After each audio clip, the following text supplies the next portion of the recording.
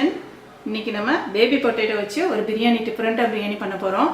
இந்த பிரியாணி கொஞ்சம் டைம் தான் எடுக்கும், பட் அந்த வாசனையிலையும் சரி அந்த டேஸ்ட்லேயும் சரி இது ரொம்ப ரிச்சாக இருக்கும், ரொம்பவே டிஃப்ரெண்ட்டாக இருக்கும். இது வாங்க இப்போ எப்படி செய்யுதுன்னு பார்க்கலாம்.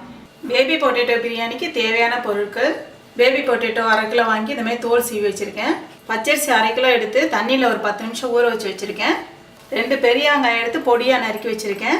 தக்காளி 2 தக்காளி எடுத்து வேக வச்சு அதை அரைச்சி வச்சுருக்கேன். தக்காளி பியூரி இது. 1/2 ஸ்பூன் மல்லித்தூள், 1 ஸ்பூன் மிளகாத்தூள், 1/2 ஸ்பூன் கரம் மசாலா, 1/2 ஸ்பூன் மஞ்சத்தூள். தாளிக்கிறதுக்கு 2 பட்டை, 4 கிராம்பு, 3 ஏலக்காய், 1 பிரிஞ்சி இலை, 2 பச்சை மிளகாய். 50 கிராம் புதினாவை பொடியாக கட் பண்ணி வச்சுருக்கேன். 50 கிராம் கொத்தமல்லி பொடியாக நறுக்கி வச்சுருக்கேன். இஞ்சி பூண்டு விழுது 2 ஸ்பூன், கெட்டி தயிர் 2 ஸ்பூன், 3 ஸ்பூன் எண்ணெய், 3 ஸ்பூன் நெய், லெமன் ஜூஸ் 2 ஸ்பூன். ஃபஸ்ட்டு நம்ம உருளைக்கிழங்க வறுத்து எடுத்துக்கலாம். இதில் 2 ஸ்பூன் எண்ணெய் விட்டு உருளைக்கிழங்கு வறுத்துக்கலாம். இது ஒரு 1/4 ஸ்பூன் மிளகாத்தூள் போட்டுக்கிறேன். கொஞ்சமாக மஞ்சத்தூள் போட்டுக்கிறேன்.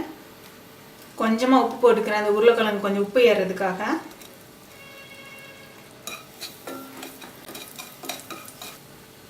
உருளைக்கிழங்கு போட்டுக்கலாம்.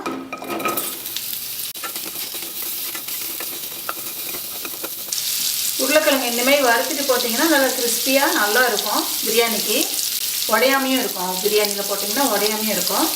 இந்தமாதிரி நல்லா ஃப்ரை ஆகிற வரைக்கும் வறுத்துக்கோங்க. 4லேருந்து 5 நிமிஷம் போதும். இதுக்கு நல்லா ஃப்ரை ஆகிடுச்சு பாருங்கள். இப்போ நம்ம பிரியாணிக்கு தாளிச்சிடலாம். ஒரு குக்கரை எடுத்துக்கோங்க. இதில் எண்ணெய் சேர்த்துக்கலாம். எண்ணெய் காஞ்சதும் ஒரு பிரிஞ்சி இலை, பட்டை, கிராம்பு, ஏலக்காய் போட்டுக்கலாம். இது சேர்த்து இப்படி கிண்டி விட்டுருங்க. அது பொரிஞ்சிருச்சு. இஞ்சி பூண்டு விழுது போட்டுக்கலாம். இது பச்சை வாசனை போகிற வரைக்கும் கிண்டிக்கோங்க. இஞ்சி பூண்டு விழுது பச்சை வாசனை போயிடுச்சு. வெங்காயம் போட்டுக்கலாம்.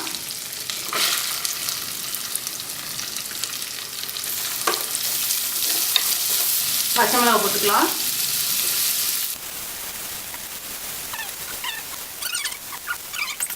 வெங்காயம் பொன்னிறம் வர வரைக்கும் வதக்கிக்கோங்க. வெங்காயம் பொன்னிறம் ஆயிடுச்சு.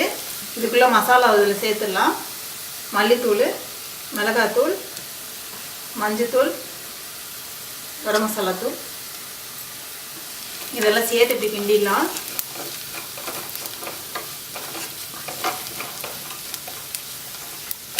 இதில் நம்ம வறுத்து வச்சுருக்க உருளைக்கிழங்கை சேர்த்துடலாம். இது சேர்த்து இப்படி கிண்டிடுங்க.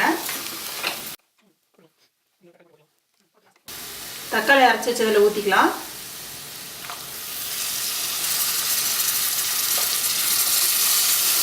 தயிர் போட்டுக்கலாம்.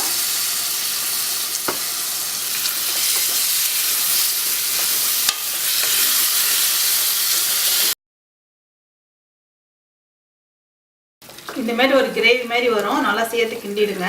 நான் கிட்டத்தட்ட 2 கப்பு அரிசி எடுத்திருக்கேன். அதுக்கு நான் 3.5 கப்பு தண்ணி சேர்த்துக்கிறேன். பச்சரிசின்றதுனால கொஞ்சம் தண்ணி கம்மியாக தான் ஊற்றுறேன் நான்.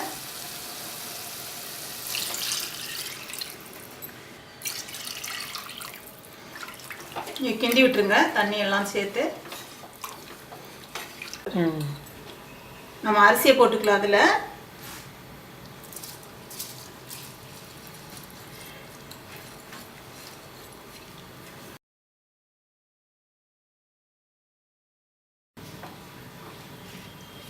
நல்லா கிண்டி விட்டுட்டு இதில் உப்பு போட்டுடலாம்.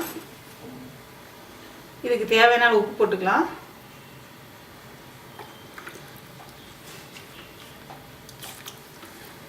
இது அப்படியே 5 நிமிஷம் கொதி வரட்டும்.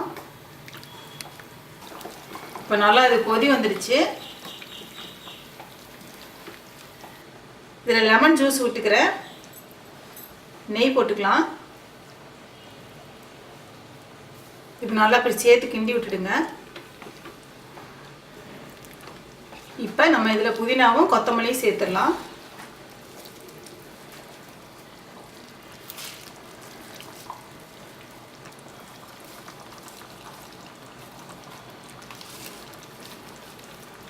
கொத்தமல்லி கொத்தமல்லி புதினா போட்டுட்டு கிண்டிடாதீங்க, அப்படியே மூடி போட்டு மூடிடுங்க. அப்போதான் அந்த ஃப்ளேவர் வந்து புதினா கொத்தமல்லியோட வாசனை ரொம்ப நல்லா இருக்கும்.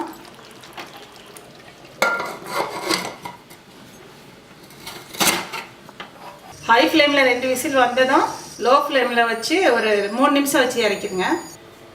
இப்போ விசில் வந்து அடங்கிடுச்சு, எடுத்து பார்க்கலாம்.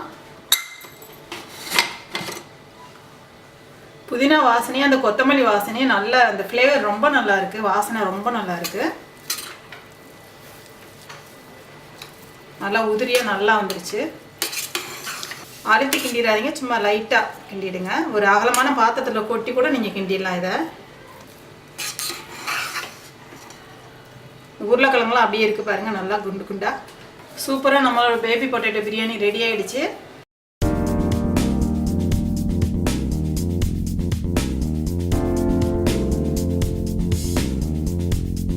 ரொம்பவே டிஃப்ரெண்ட்டான பேபி பொட்டேட்டோ பிரியாணி இது. இதில் புதினா கொத்தமல்லி அதிகமாக சேர்க்கறதுனால அந்த ஃப்ளேவர் வந்து ரொம்பவே நல்லாயிருக்கும். அந்த ஸ்மெல் ரொம்ப நல்லாயிருக்கும் பிரியாணிக்கு. நீங்களும் வீட்டில் இதை ட்ரை பண்ணி பாருங்கள். இந்த வீடியோ உங்களுக்கு பிடிச்சிருந்துச்சுன்னா லைக் பண்ணுங்கள், ஷேர் பண்ணுங்கள், முருகஸ் கிச்சனுக்கு சப்ஸ்கிரைப் பண்ணுங்கள்.